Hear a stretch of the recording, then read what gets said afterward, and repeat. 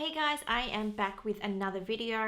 Now, I really wanted to put this video up because I found that I came across a lot of things in my breastfeeding journey that I didn't know about, that I did not learn from my usual class.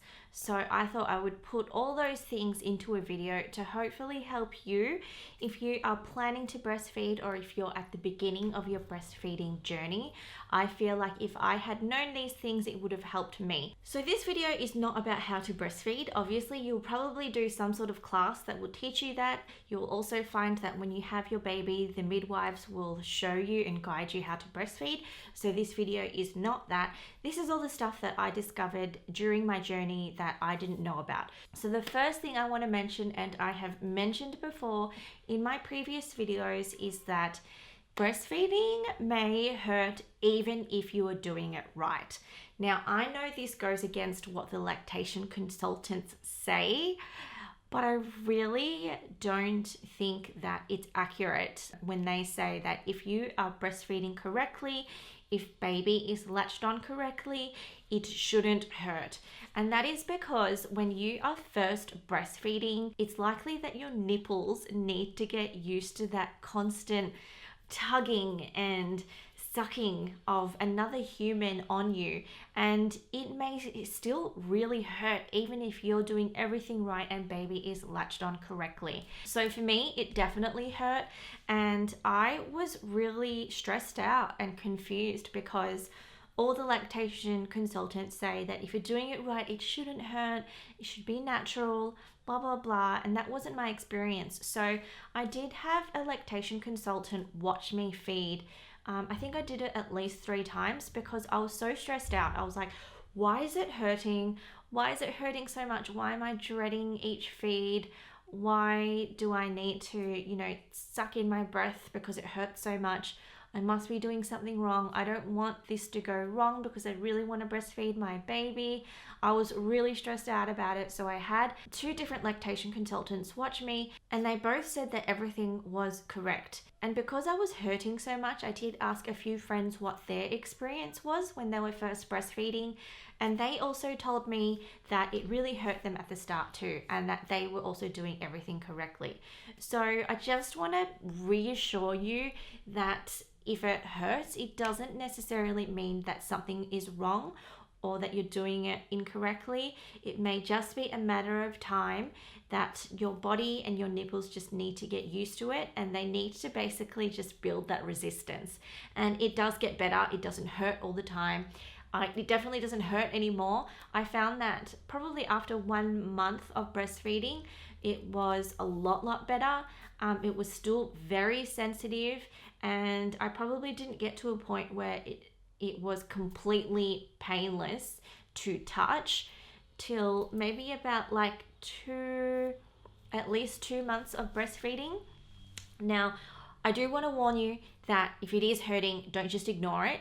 Make sure that you can actually get a professional to watch you and see if the latch is correct and all of that. But the point of this is to just reassure you that if it does hurt, it doesn't mean that something is wrong. Now, there are things you can get to help with the pain. And first of all, you may have heard of Lansino or lanolin cream. You will need this, and you will definitely need to apply it religiously from the very start. Just apply after every single feed. It just helps moisturize your nipples. They may be dry, they may be cracked, they may be bleeding a little bit, and that just helps moisturize them. There's also hydrogel discs that you can get or something similar that can just be soothing, and you can just place them on your nipples after a feed. It's also safe for baby, so you don't need to worry about needing to wipe the lanolin cream off or needing to wipe your nipples after you've used the hydrogel breast discs. Just look up what is available at your chemist. They may be something similar, and definitely get a couple of those for your breastfeeding journey at the start. The other thing I want to mention is that it may not feel super natural at the start, and hopefully it does for you, and it may for you, but for a lot of people, and a lot of people that I know, it's not the most natural experience from the beginning. So I just want to reassure you that that's completely normal if that's what you experience. When I was first learning how to breastfeed, it was just the most awkward thing, like figuring out how to hold your baby, how to latch them on. Their hands would be in the way, they'd be flailing, then you have to get their hands out of the way. I had to get my husband to help hold their hands out of, hold his hands out of the way. It was just like a super awkward thing, but that is completely normal. And it does get natural after a while. It's just part of the learning how to do it at the very beginning. Now, as I mentioned, it may be very helpful to get a lactation consultant to observe a feeding. And I think that even if things feel like they're going well, if you've got that option available and you're still in hospital, I would definitely go for it, just to give you some reassurance, so that you know that everything is going well, that baby is latched on correctly, and it'll just help you in the long run. So that leads me on to my next point, that your boobs are no longer going to be a private part of your body.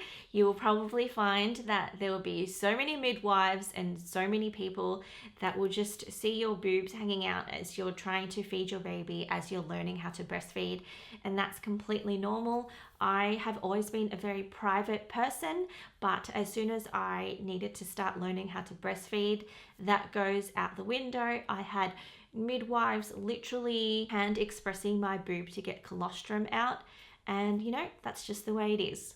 Now, because you may be encountering a lot of different midwives and different lactation consultants and professionals as you're learning how to breastfeed, I just want to warn you that sometimes you may come across a lactation consultant or a midwife that is going to be more focused on your baby breastfeeding than your well-being. And I know that sounds terrible, but that was my experience.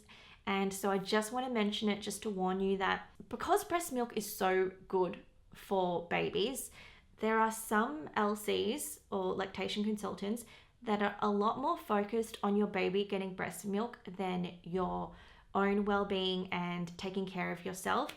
And just be aware of that, because for me, I found that it was still important to take care of myself and my recovery postpartum, as well as trying to build my milk supply. I didn't want to just focus on building the milk supply and then forget about my well-being, because I feel like those two go hand in hand. You need to take care of yourself in order for your milk supply to go up. If you're stressed out, if you're not recovering properly, that will probably affect your milk supply. So to give you an example, I did come across one LC which I just did not connect with. I didn't like her because she was really judgmental. She was really condescending. I actually had a baby in NICU, which a lot of you may be aware about already, but if you weren't aware, my baby was in NICU for 3 weeks, so it was more difficult for me to build my milk supply, and she came in to help me. The way she was talking to me was so condescending. She really wanted to push certain things for me to do, and I just didn't want to do it. She was telling me I should take medication because she was like, your milk supply should be higher by now, and so you should be taking this medication to help. And I didn't want to do it. I didn't feel comfortable. I felt like my milk supply was actually gradually increasing, just not at the rate that maybe is normal. But my baby was in NICU. I had complications with my birth. I felt like it was completely normal, and I didn't want to do those things. And because I didn't want to do those things, then she was just talking to me in such a judgmental way. So I just want to warn you that you may come across someone like that. Hopefully you don't. In my own hospital, because my baby was transferred to another hospital, that was where the lactation consultant was. In my own hospital where I gave birth to my baby, I found that all those midwives and the LC there was lovely, and they were also very concerned for my own well-being, and they didn't push me in a certain way. So hopefully your experience will just be that, you will have lovely midwives and LCs. But I just wanted to say that if you do come across an LC or a midwife that is pushing you to do certain things that you're not comfortable with, that does not prioritize your own well-being, that, just listen to your gut, and also don't forget to look after yourself. So another example, is at the third hospital that we ended up at. One nurse was suggesting that I stay overnight beside him so that I could do all his breastfeeds. And keep in mind, I had an emergency C-section, I had complications, I had an allergic reaction to the dressing, blah, blah, blah, which just meant that my recovery was a lot slower. I didn't want to do that because I knew that if I was to stay in hospital all day, all night, without getting proper sleep, in order to breastfeed my baby, then I wouldn't actually be taking care of myself. And in the long run, that may not actually have helped my milk supply. So I chose not to do that, but I felt like because I chose not to do that, I was judged in a certain way by that nurse because, I wasn't putting my baby first. But I just want to say, you got to look after yourself too. So just do what you feel comfortable with. That was a big rant. The other really important thing I want to mention is that as you're building your milk supply, don't rely on the pumped volume of milk you get from a pump to indicate how much milk you're actually making, because it's likely that what you're pumping from a machine is going to be a lot less than what your baby is feeding direct off you. So just don't be discouraged if that pumped volume is lower than what your baby needs, because with my experience, I wasn't pumping as much as he would physically need if he was feeding off a bottle. But when I did feed him direct, it was enough. It would last him for the full 3 hours until his next feed. So obviously when he fed off me, he was getting more than what I was getting from a machine. Now, the next thing I want to mention is that it is okay if you are not producing quite enough milk from the very start. It's very normal. I didn't have, a huge supply from the start. It didn't happen for me. I had an emergency C-section. My baby was in NICU. I was separated from him. We didn't have skin to skin, all the stuff. But I was still able to build my milk supply within 3 weeks in order for him to be exclusively breastfed. And so at the start, he did have to be topped up with formula, and that was fine. And we got to a point when I think it was 3 weeks that he was exclusively breastfed or was feeding from my breast milk, and it was completely fine for him to be topped up with formula. I do want to mention though, if you are topping up with formula, to do this with caution and to do this with some professional expertise guiding you, because you don't want to be topping up with milk and not pumping or not doing something to try and build your supply. If you just top up your baby with milk and you don't keep trying to build your supply by pumping, for example, then you're actually telling your body that, that milk, that quantity of milk is enough for your baby. So the way breast milk works is it's supply and demand. The more that your baby is feeding or the more that you're pumping, the more milk your body will make. So this might mean that at the start you need to feed your baby more often than the 3 hours. And that's fine, because that's just your body's way of building your supply. So at the start, my baby was actually cluster feeding for a few days. He was feeding like every hour. It just felt like I was just doing feed after feed after feed.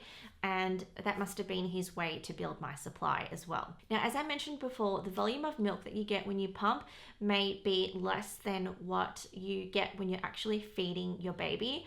So I think this is a really important point. So if you're planning on exclusively pumping, it may or may not be more difficult than feeding your baby direct. Now, at the start, before I started my whole breastfeeding journey, I was actually considering on exclusively pumping, because my thoughts were it would be so much better if my baby's not relying solely on me to feed him. It would be great if I could get my husband to feed him. We could, take turns with the nighttime feeds, and then I could get some more rest. In theory, that sounded great. But what I didn't know was that I wouldn't be pumping nowhere near as much from a machine as I would be when he feeds from me direct. And that could just be like my body as well and how I respond to a pump. I did have a few times when I would pump and I would not get a drop, because Breastfeeding is also quite an emotional thing. It's a hormonal thing. If you are not feeling the love hormone and the feelings that you need to feel, then your body may not respond and you may not get a letdown and you may not produce milk. So a few times I did pump and get nothing, and that was really stressful, especially when my baby was still in NICU and I was trying to pump enough milk for him. But yeah, I guess my body just doesn't respond to a pump as well. Now, moving on to my next piece of advice, which really helped me, was to beware of a snacking baby. And I didn't learn this in my breastfeeding class, but I learned this while my baby was in NICU and I was feeding him. There was one particular midwife that actually warned me because I found that my baby was getting hungry about like 1.5 hours or 2 hours after he last fed. And the nurse at the time said to me, your baby is snacking off you. He's not actually getting his full feed and he's just, snacking here and there. So newborns, when they breastfeed, they're very sleepy. They tend to fall asleep at the boob, or they breastfeed very slowly because they're kind of snoozing in between. So what that means is they might feed for a bit and then fall asleep and you think, okay, they've had enough, and you put them down. And then an hour later or less than an hour later, they're crying for more milk. And that's because they're not getting their full feed. They're just snacking off you. So what I did to avoid this was I would start timing the feeds, and I would actually time when he was actively sucking, not just snoozing on the boob. And I would make sure that there would be 20 minutes of active feeding on each side before I would end that breastfeeding session. And that really made sure that he wasn't waking up hungry again in an hour's time. And what that means is that your breastfeeding session at the very start might likely be an hour long, because like I said, they feed very slowly, they fall asleep, but you need to do that to make sure that they're not snacking. And in order to wake them up while they're feeding, you probably need to scratch their face, tickle their feet, make sure they're not too warm, because if they're too warm, they're cozy and they are more likely to sleep. You're just going to do all these things to keep waking them up, which might sound a bit mean, but that's the way that I actually overcame the constant feeding all the time and made sure that my baby was getting his full feed at every breastfeeding session. Now, another thing I didn't learn in my class is that my baby might get fussy during a breastfeed. And this didn't happen till maybe he was, I think, like 6 weeks. I found that all of a sudden, while I was feeding him, he would get super angry, and then because he was angry, he wasn't feeding. And it was because he was getting really frustrated and impatient that the letdown or the fast flow of milk wasn't happening quickly enough. And that was really tough for me. I didn't expect it. I thought something was wrong. I was really stressed out. I was Googling all the time, like, what is wrong? Am I not making enough milk? But it turns out that this is actually quite normal behavior. And this was a time when I actually went back to my hospital and had my LC observed me feeding again, and I basically found out that it was normal behavior. It might also be your baby's just temperament and their personality. They might be a bit more impatient. And so I went through a period where each feed he would get really fussy, and it would just be this vicious cycle because he was angry, he was not feeding, then he was not feeding, he was hungry, angry, like just this vicious cycle. And I learned to deal with this with a couple of things. So one thing that really helped was if I walked around and fed him at the same time. So he'd be latched on and feeding, and I'll just walk around the house or walk around. That would kind of distract him enough to realize that he wasn't angry, and then he would start feeding properly again. Or I would change locations of where I was feeding him. So I would move from the nursery to the lounge room, or I would give him a break, put him on the mat, play with his toys or whatever, and then try again about like 10-15 minutes later. So it would just be a combination of all these things. Or I would change breastfeeding positions, and that would also help as well.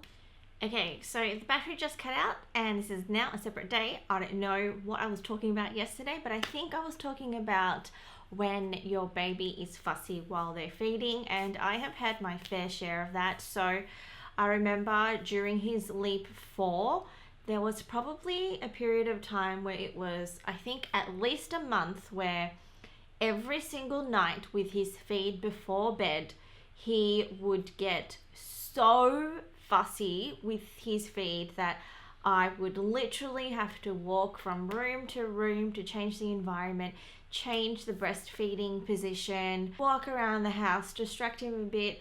I literally tried everything under the sun, and I called it the 2-hour battle, and it took 2 hours to feed him.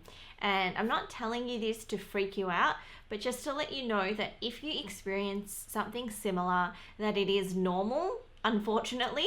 And if you don't, then that's great. But yeah, breastfeeding is hard. It's not just learning how to breastfeed itself, it's the other stuff that comes with it, potentially. But if it does happen to you, it is normal. Just get through it and it will pass. It will be a phase. Now, the last thing I want to talk about is pumps. Now, I didn't realize this, and it's kind of really silly and stupid that I didn't realize this, but I didn't realize that if I was going to be away from my baby, that I would still need to pump. So I kind of thought that, I would be able to go out, have a day out all day and just like not worry about, breastfeeding or pumping if my baby was being fed at home on the bottle, because I totally didn't think about the fact that, my body needs to keep producing the milk, so therefore I need to keep pumping to relieve myself. And because of that, you will need to get some sort of pump if you are planning to breastfeed. And I want to talk about this because I think that I basically made a bit of a stupid error with my decision on choosing which pump to get. So I was given this. This is just the small portable Medela swing. It works great. The only thing is it's a single pump, and I thought that I would be able to just survive on the single pump. But for me, I wanted to build a stash in the freezer to be able to use if I was away from the baby. And because of that, I found that I was spending 40 minutes at a time pumping. And 40 minutes is a long time, especially if you need to be looking after the baby at the same time, doing other things. And it wasn't until I borrowed my friend's double pump that I really realized that, wow, it is so much better with a double pump if you're going to pump on a regular, semi-regular to regular basis, because obviously it cuts the time in half. You're not pumping for 40 minutes, you're pumping for 20 minutes. And if you get a slightly stronger pump that's not, just a little Medela swing, it is going to have a stronger suction, so it will potentially draw more milk out of you as well. So what I'm saying is, if you are planning to breastfeed, and if you are planning to also build some sort of milk supply in your freezer, don't get a single pump and think that you will just survive on the single pump. Yes, you can, but it's so much better with a double pump. So I ended up buying the same one that I borrowed from my friend, which is the Spectra.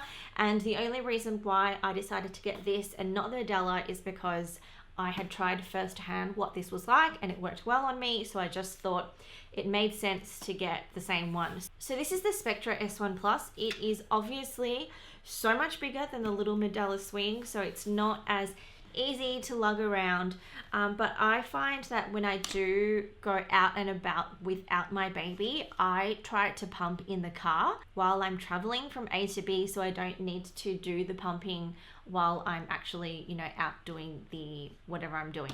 So along with this, I also use a breastfeeding bra, and that's something else that I didn't get from the very start, and I would literally hold the pump to my boob, so I would only have one hand free. Don't do that. Just get yourself one of these bras because it is life-changing to pump hands-free. Once again, I don't know why I didn't get it. I was just being a cheapo for no reason, for no good reason. But I have this.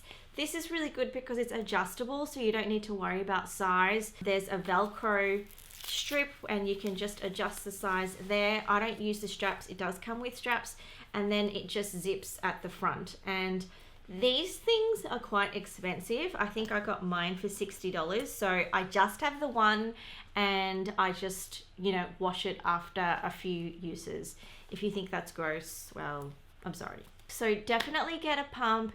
Get a double pump if you can. Get one that is portable so you don't need to be tied to a wall with it plugged in, and get yourself a breastfeeding bra and you will thank me later. Now the final thing I want to mention is the Australian Breastfeeding Association. I didn't know this existed until I started breastfeeding, but I think it's amazing. It's basically an association made of volunteers who are available on a hotline to answer any questions you have. So I actually called this hotline at least twice when I was experiencing all the fussiness while I was breastfeeding and I didn't know what was going on. I called, and it was good to get some reassurance to know that it was normal behavior and just be able to speak to someone about it. So if you're from Australia, definitely remember that there's a hotline available to you to call if you need to. I'm not sure if there's similar hotlines in other countries, but definitely Google it and see if that's available, and see if any other support is available from your hospital or from your doctor. So that's everything in this video. If you have any questions about breastfeeding, leave them in the comments down below. Also make sure to check out my other mummy style content, and I will see you guys in my next video. Bye.